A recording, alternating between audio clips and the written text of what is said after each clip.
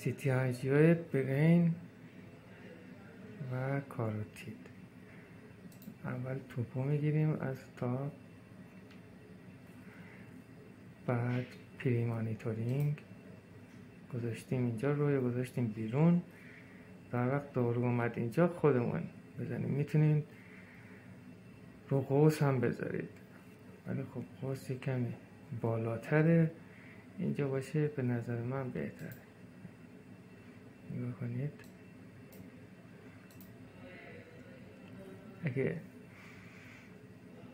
اینجا باشیم ما زودتر شروع میکنیم به اسکن. اگه بخوایم تو قوس باشیم شاید یکی دو ثانیه رو از دست بدیم. دوباره پری مانیتورینگ، دارو اومد اینجا، استارت رو میزنیم.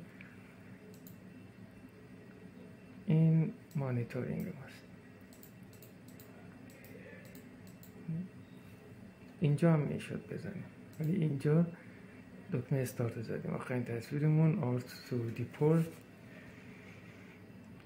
2 ثانیه بعد تصویر برداری انجام میشه.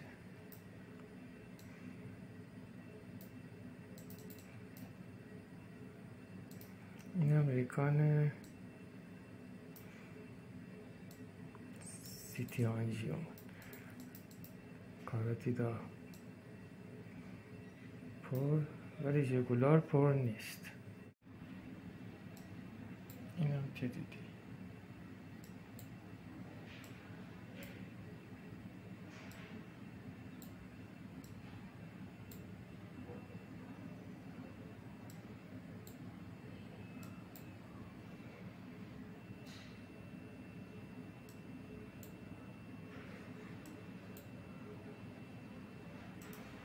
تصویر خواستید سیو میکنید و بعد دکتر ارسال.